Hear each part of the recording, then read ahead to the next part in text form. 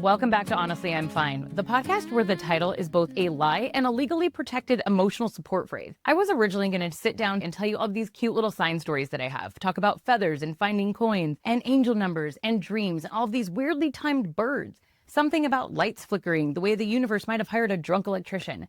I was going to talk about all of the ways that I feel spiritually awakened, which is just an elegant way of saying that grief fully body slammed me into believing some bullshit that I never would have believed in before all this stuff happened.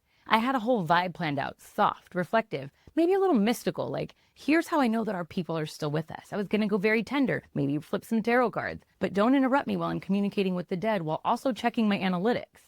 But then I remembered that it's Brain Tumor Awareness Month. So we are changing course because yes, we can talk about signs and we can talk about spiritual awakenings. We can talk about how the veil between this world and the next is so thin, it's thinner than Target leggings. But first, we need to address a far more aggressive paranormal entity. The person who tells you to stay positive when your life is actively falling apart and on fire.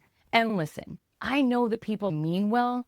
That's always the problem though, isn't it? People are out there meaning well with the confidence of somebody who has never had to Google a diagnosis at 2 o'clock in the morning while pretending that it's just research. They say stay positive, like positivity is chemotherapy. Like if you smile hard enough and the tumor gets embarrassed, it just leaves. Like cancer is sitting there going, oh, she brought a gratitude journal. We're fucked. No. So today, in honor of Brain Tumor Awareness Month, we are roasting everyone who has ever said everything happens for a reason and that God only gives you what you can handle. Just keep your vibration on high. Or my personal favorite, at least, no, there is no at least. Take your at least and put that in the drawer with the other expired Bed Bath & Beyond coupons and the emotional maturity that you were supposed to come to this conversation with back in 2009. We're gonna laugh because sometimes laughing is the only way that we can stop ourselves from becoming the kind of woman that screams in a parking lot at somebody named Denise. And honestly, Denise had it coming. So yes, we will get spiritual, we will get honest, we may get extremely inappropriate, but mostly we're going to talk about grief, brain tumors, toxic positivity, and the absolute circus of people trying to comfort you with the things that they saw embroidered on a pillow at Home Goods. Welcome to Honestly, I'm Fine, where I am not fine, but I am hilarious. Before I get into any of this, I need to say one thing first. Brain tumors are rare as fuck, and I'm leading with that because I feel this urgency today to talk honestly about it. The more that I move through this experience, the more I realize how many assumptions people make about me, about Michael, about what we went through, what having a brain tumor is supposed to look like. People hear brain tumor and they immediately fill in the blanks with whatever movie, headline, or secondhand story that they've got in their head. They decide what it means. They decide how sick the person must have been, how brave they should be now, how healed you're supposed to look, how grateful, how inspirational, and how quiet you should be now that it's over. And none of that has anything to do with the actual lived experience. Also, can we talk about the word journey? Because people call this stuff a journey. This is not a journey. A journey sounds fun. A journey sounds like you packed linen pants, found yourself in Tuscany, and had a life-changing affair with a man named Luca. This was not that. This was scans, appointments, waiting, insurance, side effects. Fear hitting you at random times, trying to act normal while your nervous system is doing parkour in the background. It's not a fucking journey. It is a deeply inconvenient medical reality. One of the strangest parts is how quickly people assume that they understand what happened to you just because they know the label. They don't see the private moments. They don't see what it did to our relationship, to our routines, to our plans, our sense of safety. They don't see the emotional hangover that sticks around long after crisis passes. So I'm talking about it today because I am sick and tired of the myths and the polished version of pediatric brain cancer. And if Brain Tumor Awareness Month is going to mean anything at all, for me, it has to include the truth. While we're being honest, let's talk about the word awareness. Before I even tell you what awareness means to me now, I have to confess to you what I thought it meant before I went through all of this. Because I know a lot of you are probably right there with me. I used to think that awareness meant that you knew a thing exists. That's it. Your brain hears brain tumor, and you know that it's serious and that you should probably have a gray ribbon in May, maybe a yellow one in September, and you donate $10 to St. Jude once or twice because somebody from high school once posted about a fundraiser. You're like, nailed it. I'm aware. Gold star for me. But that's not awareness. That's recognition for you. That's brand awareness. That's you knowing there's a label while knowing absolutely nothing about the lived reality behind the thing you're aware of. It's like knowing who Taylor Swift is and thinking that means that you now understand every woman in her 30s. No, you don't. And I'm not saying that to shame anyone, because I was absolutely that person before I went through all of this stuff with Kingston. I was that person too. Most of us are, until something crashes into our own lives and suddenly we realize, oh, I knew the word, but I did not know the word. Because real awareness, it's not passive. It's not, I see a gray ribbon, I liked it, and I scrolled past it. It's not reposting a cute infographic because it feels like the moral thing to do, and then immediately going back to your shopping list. It's definitely not hearing my child had a brain tumor and responding with literally the only cancer story you know, like you're playing some kind of trauma Uno. And people do that constantly. I say pediatric brain cancer, and somebody will immediately say to me, oh, my uncle had lung cancer. So did mine. Oh, my aunt had breast cancer. Guess what? So did mine. I've heard it's all in the toxins now. Was it something in his food? And I get it. People mean well. They're trying to connect. They're trying to make sense out of something that just doesn't make sense. But what they don't realize is that those responses flatten something so specific and incredibly painful into this generic, awkward small talk about cancer, like we're talking about some random Whole Foods crap you guys eat out here in California. Because childhood cancer is not adult cancer in a smaller body. Pediatric brain cancer is not a kid-sized breast cancer or a mini lung cancer. A lot of adult cancers develop over decades. Mutations, environment, aging, all of the stuff that people love to blame on stress and Western diets while holding their $9 iced latte. My son had medulloblastoma. It's a pediatric brain tumor. It often begins in developing cells during growth, sometimes while they're still in utero. It is a biological derailment early in their lives. It is not because he made a bad decision in life. It's not because he had too much sugar. It's definitely not because he didn't meditate. It's not because I bought the non-organic strawberries that one week when they were on sale and I was broke and tired. And it's definitely not from the McDonald's chicken nuggets. Here's the thing that nobody else will tell you, except for probably me. Parents are sitting there blaming themselves every day, even when every piece of science says that it's not your fault, that there was nothing you could have done. You sit there and you replay everything like you are binge watching the world's worst true crime documentary where you're both the detective and the suspect. Was it the water? Was it the neighborhood? Was it something in the house? Was it something I fed him? Did I miss something? When your child is sick, cancer or not, guilt becomes a second language. You become fluent in that guilt overnight.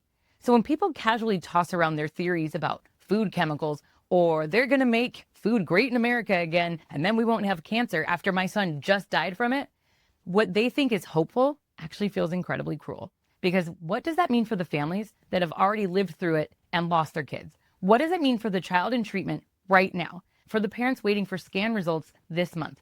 For the kids who will still develop cancers that cannot be predicted or prevented because biology can be random and brutal, unfair, and it doesn't give a fuck about your appointment regimen. There is a fantasy that people are clinging to, that if we can just identify one villain, we can control all of this suffering. If we ban the ingredient, if we clean the air, if we eat better, if we shop smarter, if we buy the right brand of oat milk, no one will ever die. Listen, public health matters. Nutrition matters. I'm not saying go live on Cheetos, who cares? Although I'm not saying you shouldn't do that either. But what I am saying is that pretending that every cancer story is a lifestyle problem that you could fix if you just try hard enough, that is not awareness. That is your fear dressed up as certainty.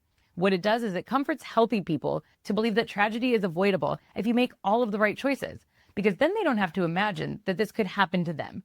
But a lot of families already know that that's not true. Sometimes terrible things happen with no clear explanation, even when you've done everything right. Sometimes a child gets brain cancer because cells went wrong in ways that no parent could have seen coming and no parent could have stopped. No doctor, no medicine. And you can't detect it. These cells mutate in their brain so rapidly, it's like building a brick house and forgetting to cement in one of the bricks. It just happens and you can't predict it. The truth is painful, but it's also essential because awareness will not be built on myths. It cannot be built on blame, and it cannot be built on comparing every diagnosis to the one example that you heard at Thanksgiving 4 years ago. Awareness is not pity either. It's not looking at families like mine and deciding that we are all tragic now. Like we don't also laugh and work and get annoyed about stupid stuff. It's not expecting us to be inspirational content 24/7. You will never get that from me. It is not assuming that survival means everything is fine now, because when Kingston was in remission, everything was not fine. Like there's a finish line, and then after that point, there's just back to normal. It's not assuming that grief has an expiration date where you should eventually be okay, and that by now you should be moving on because you're tired of hearing about my grief. Some families are grieving, some are surviving, some are still in treatment, and some are celebrating remission while worrying in the back of their head that at any moment that shit's gonna come back. Most are doing all of these things all of the time while still trying to pack school lunches, answer emails, go to work, and pretend that they give a shit about the PTA newsletter and take care of their healthy living children. So before we talk about what awareness should be, I needed to clear the ground first. Awareness is not just wearing a ribbon. It's not a slogan. It's not vague sympathy. It's definitely not your recycled opinions. It's not making yourself feel virtuous for noticing that something painful exists, but then moving on. Awareness has to ask more of us than that. Otherwise, it's just a decoration. It's party decor on a house that's literally burning down. Now that I have dragged what awareness is not, let's talk about what it actually is, at least what it's become for me. Because awareness, the real kind, it's not just knowing a fact. It's not trivia. It's not, I can name a pediatric brain tumor like it's a Harry Potter spell. Awareness is when that information actually lands in your brain long enough that it changes how you see things, how you respond to it, and what you're going to do next. Awareness starts with, dun-dun-dun-dun, education. Yes, knowing what pediatric brain tumors are, medulloblastoma is, what treatment can look like, what long-term side effects are, what families have to live with. That's awareness. It doesn't stop at, wow, oh my gosh, that's so sad. It keeps going into, okay, now that I know this, how do I show up differently and how can we change it? Awareness looks like listening instead of assuming. It's when somebody says, my child has a brain tumor, you don't launch into your TED Talk about how your dog also had cancer, or your theories about seed oils or the hospital in Mexico your mom told you about. You say, do you want to tell me about them? How are you doing? What do you need? And then you sit there long enough to listen to the answer. It looks like understanding that pediatric brain cancer can mean years of treatment, lifelong side effects, late side effects, school issues, financial stress, mental health fallout, and the invisible stuff that does not fit on a ribbon and absolutely shapes a family's life. It's realizing this isn't just a moment for many families, it will be the rest of their lives. There are two things that really define awareness: impact and action, not perfection. Sometimes it may look like donating to organizations that are funding brain tumor research or supporting quality of life programs for kids and caregivers, like the Live Like Kingston Foundation. It might be showing up with food or DoorDash gift cards, helping with rides for the other kids, checking in after the initial crisis and when everything else has faded away. It might be amplifying that person's story or pushing for better support at schools or awareness at schools, or making sure that families don't have to fight alone for basic accommodations, like access to a handicapped parking space in front of the school that's blocked off by a barrier. Look, I'm not asking everyone to go turn into an activist full time. But what I am asking you to do is that once you know, stop treating it like a sad fact and start treating it like a reality that deserves a response. This goes for all causes. Awareness should tug at your heart, inform your mind, and then nudge your hands to go do something about it. Even if that something is as small as just not saying the wildly stupid thing that was about to come out of your mouth. So when I say Brain Tumor Awareness Month, I don't mean, please memorize this statistic, tell your friends and move on. I mean, really see these kids, see the families. This whole world that exists, whether you want to look at it or not, and let it affect you long enough that you can't unsee it. And then let that shape how you talk, how you show up, and how you choose to support. I don't need everyone to become an expert in pediatric brain tumors. But if you're listening to this, I am asking you to upgrade from decoration level awareness to the kind that listens, learns, and chooses to do at least one small thing differently. All right, fellow floaters, you graduated from What is Awareness 101. We are moving into the advanced class now. What people say and why it's dumb, plus what you should say instead so you don't make it worse. Let's move on from theory and talk about the real circus. The stupid shit that people say when they find out your kid has a brain tumor. Because if you've been here, then you know there is at least one sentence that makes you want to both cry and throw a chair. The greatest hit, the one that deserves its own plaque in the Museum of Unhelpful Comments is, I can't imagine. People say it like it's so deep, like a compliment, like, wow, what you're going through is so tough. It's beyond human comprehension. I can't even conceptualize it. But what it really translates to is, that is so horrifying that I'm mentally backing away from you while announcing it out loud. Here is my suggestion, and I mean this with love. Don't say, I can't imagine. Just be quiet and be grateful that you can't. Protect that. Hold on to that. That is a privilege. You don't need to perform that for me. You don't have to narrate like a documentary voiceover that you are emotionally logging off. If you feel I can't imagine, just let that be quiet. Keep that thought inside your little head where it belongs. Here's what I wish people would say instead. And you can absolutely steal this line, tattoo it on your soul if you need to. There is absolutely nothing that I can say right now that is going to make this better, but I am here to, and do the thing they need you to do. Fill in the blank with something extremely boring and extremely specific, and then do it. I'm here to take your laundry to the cleaners. I am here to pick up your groceries. I'm here to sit with you at the hospital so that you can go cry in the bathroom in peace and not in front of the vending machine and the hottest doctor in the hallway. Because let me tell you, I don't need one more person telling me how strong I am. I already know. I need someone to make sure that I don't completely fall apart in the donut aisle at Ralph's where my kid used to go and grab his favorite one, and I'm now standing there with a box like it's a live grenade. You know what actually prevents public breakdowns in front of the Krispy Kremes? Somebody texting you, hey, I'm going to the store. What do you need? And then dropping it off on the porch, not ringing the doorbell and texting me, hey, your donuts are on the porch.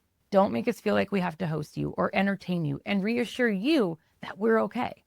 And while we're here, let's talk about the sequel to I Can't Imagine, which is at least he's not suffering. At least you have other kids. At least you had him for 10 years. Nope, there is no at least. There is no at least in pediatric brain cancer. There is no at least in child loss at all. This is not a clearance sale at Target that at least you can make it to the fall one. You do not get to walk me through the markdowns on my child's life. If you feel an at least about to leave your mouth, swallow it like a really bad pill, chase it with water or whatever you think you need, and sit quietly until the urge passes. Try this instead. That's unbearable. I'm so sorry. I hate that this is your reality. Then there are the people who hear brain tumor and immediately become experts or doctors. Do you think it was something in the water? I heard that it's the radiation in the area. Is it because you have Wi-Fi? Have you tried cutting out gluten, food, joy, light, air? I'm like, no, I don't think it was our tap water. I actually think it was the random cellular chaos that met medical reality meets a universe that doesn't run on a Pinterest board. What I wish you guys would say instead, this makes no sense and I hate that. How can I support you while this doesn't make sense? And then there is the classic, you're so strong. I could never do what you've done. Yes, you could. You wouldn't have a choice. Do you think I signed up for this as something I wanted to do? You think I checked the box? Yes, please, make me strong as a cancer mom. That sounds like a lot of fun for me. No, you would do it too, because the alternative is what? Letting your kid go to chemo alone? Saying, oh, I'm not really a hospital kind of person. This isn't Soul Cycle. You don't get to just drop out. Instead of you're so strong, try, this is brutal. You should not have to be this strong. What's one small thing I can take off your plate? And the one that really makes me livid. You guys are amazing that you're still out there making memories. Yeah, okay, we're making memories in a hospital. But sure, let's call it that. Like we picked this instead of Disneyland. I get my nails done one time during chemo and suddenly I'm a lifestyle blogger for Radiation Chic. People saw my nails and were like, good for you. You're not letting it stop you. Babe, my life is brutal. This is gel polish over a nervous breakdown. This is not self-care. This was me trying not to dissolve in public because most of the time I'm wearing vomit and human feces. So if you're somebody who wants to say, I can't imagine, don't. You're right. You can't. Good. Keep it that way. Put it in a box, lock it away, and peek at it sometimes. I know that there is nothing I can say that will make this better is literally the best thing that you can say. I know there is nothing I can say that will make this better, but I'm here to help you with the unglamorous stuff so you don't have to do it alone. I'm here to pick up your groceries so you don't have to walk past the donut case. I'm here to take your laundry so you have at least one clean pair of underpants while you're cleaning up somebody else's puke and diarrhea. It doesn't sound poetic and it doesn't sound profound, but it is the stuff that will keep people upright in those situations. Not an inspirational quote, not a theory, not I can't imagine. The tiny specific practical crap that nobody wants to do, I see how heavy this is, and I'm going to take one piece of this off your plate for you and put it in this stupid little corner so you don't have to do it. Less performance, more presence. Less I can imagine, more I'm here and I can do this one thing so you don't eat all of the donuts before you get home. All right, since we are already here, can we please just talk about one of my least favorite genres of comfort? It's called the Comparison Olympics, specifically the My Grandma Died, so I totally get it event. There are losses in life that people can imagine, and then there are losses that people try to imagine because they cannot tolerate understanding them. So they reach for whatever is in their emotional pantry. They compare it to grandma, to divorce, to their dog, to a career imploding. You know, when my Nana died, I was devastated. I really get it. And I'm standing there like, but did you carry Nana in your body? Did you wipe Nana's ass as a baby? Did you pick out Nana's preschool and worry about Nana's screen time? No? Okay. So what we're doing here is grief adjacent at best. Listen, I am not grief policing anybody. If your dog died and it wrecked you, I believe you. I believe that you believe it did. If your grandma basically raised you and losing her cracked the sky wide open, I believe you. I'm not handing out medals for the most fucked up. There is no podium here. It's just a bunch of us lying on the floor in different positions. But some grief is losing something in your life, and some grief is losing a piece of yourself that was installed so early in you that you don't remember the hardware going in. Losing a grandparent, again, assuming they weren't your primary parent, is like losing a chapter of your story. Losing a child is like finding out that the whole book was written in pencil and somebody erased it while you stood there and watched. Your grandma dying is like a kitchen fire in one room of the house. My kid dying was a sinkhole that swallowed the house, the street, and 3 generations of family recipes. So when somebody hits me with, yeah, my grandma passed, I totally understand what you're going through, I'm like, do you? Or did your brain just panic and grab the closest file labeled sad so that you didn't have to expand your sense of how bad this can really get? Because that's what's really happening. People aren't trying to be cruel. They are trying to drag my life into a category that they recognize so that they don't have to rewrite the whole idea of what's possible. If they can make my child equal to their grandmother, then their brain can go, okay, we've done this before. It's awful, but also survivable. We know the script. When a mother loses their child, they aren't just losing a person. They are losing the person that their body physically rearranged themselves for to create.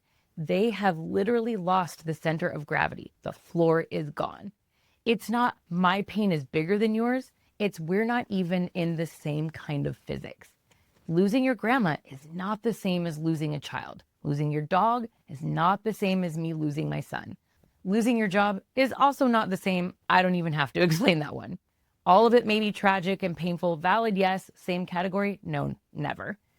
No matter what way you slice it, no other person will compare to a mother losing their child. If you feel the urge to compare deaths, here's the fix. You can mention your story, but demote it a little bit. It should be the backup singer, not trying to take the lead. Instead of saying, I absolutely get it, my grandmother died, just go with, I haven't been through what you're going through, but I lost my grandmother. It's the closest thing I've got. How can I be there for you? See the difference? You're not grabbing my grief and stuffing it inside your grandmother-shaped container. You're acknowledging your small piece of understanding and then making room for the fact that this is different and probably bigger than anything that you've had to hold. In hindsight, I think that's all I wanted. Sometimes silence would have been better.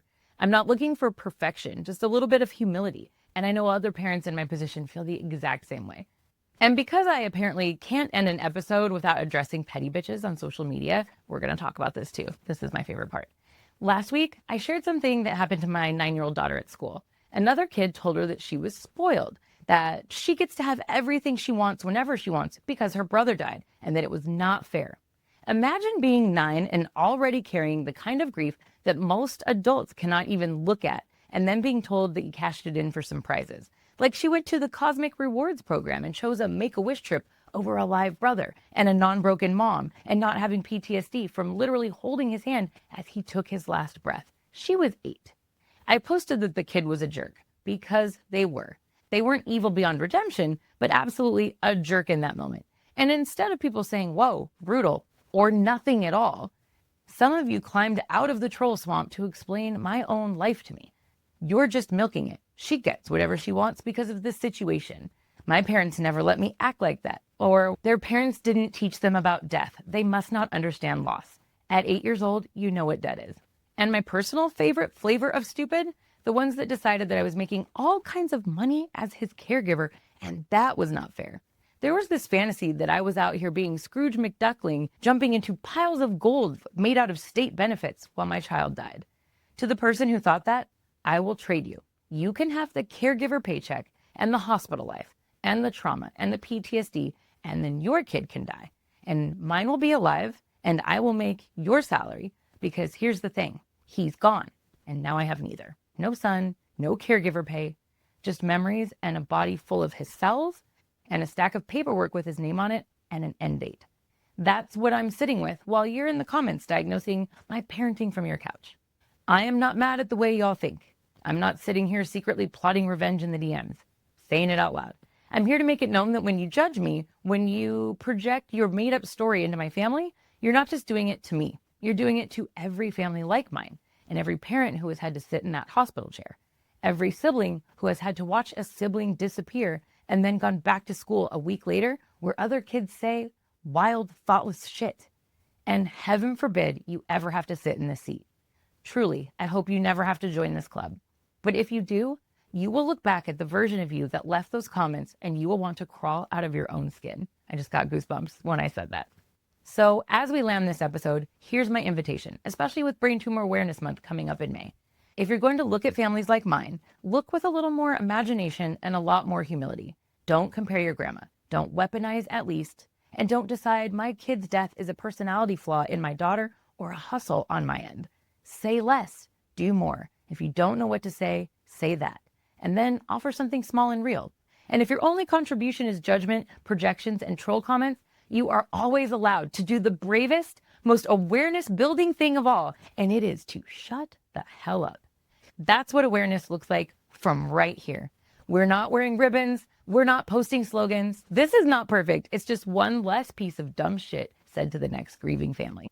And on that note, I'm going to do the most unhinged, on-brand thing for a bereaved mother with a podcast to do. And I'm going to go write my own meditation so that I can then channel the dead, so that next week I can bring you stories about signs from the other side like it's a casual brunch. Because, of course, I have a reading tomorrow, and it's my birthday and Mother's Day coming up, and the universe really said, let's go stack all of your triggers in 1 month and call it Q2. So yeah, I need to get grounded a little bit before I accidentally uppercut somebody in the greeting card aisle. But I will say this, it felt disturbingly good to finally say out loud all of the shit that I've been sitting on. This is not me being rude. This is me being as honest as my haters, except I'm using complete sentences and I'm not hiding behind a private account with a butterfly avatar. If you don't hate me yet and you're curious what other nonsense I'm going to have to declare going forward, go ahead and click follow and subscribe wherever you're listening. Think of it as subscribing to a woman who has absolutely nothing left to lose and a microphone. I will meet you in the donut aisle. Bring tissues and whiskey, and maybe don't tell my 9-year-old she's spoiled because her brother died, because I will absolutely turn you into content. Until next time, this is honestly, I'm fine.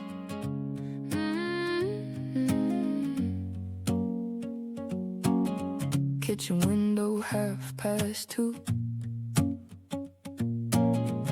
Still in bed, can't move. Thinking of you. Sky cracked open for a second or 3. Silver streak falling straight at me. What if that was you? Racing through the dark like you used to. Burning out just to cut my sky in two. I don't know what's true, but when the night splits open like that, I talk to the air like it's you.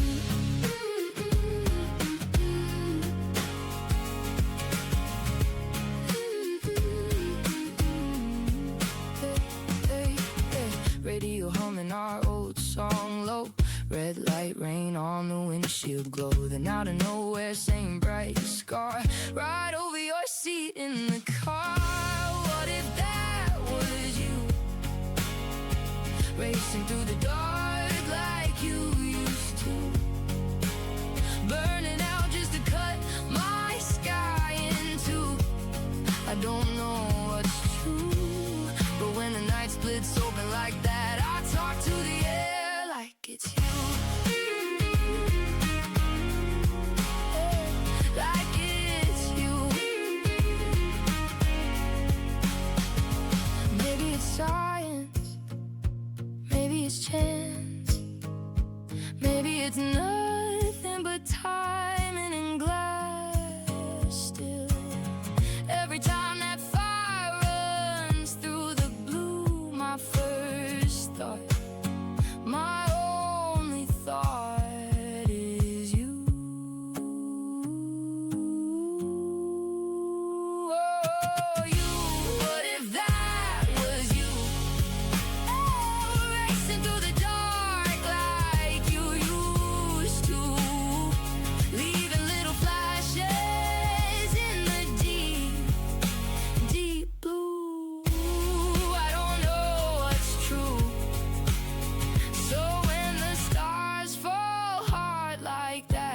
I'll keep talking back like it's you.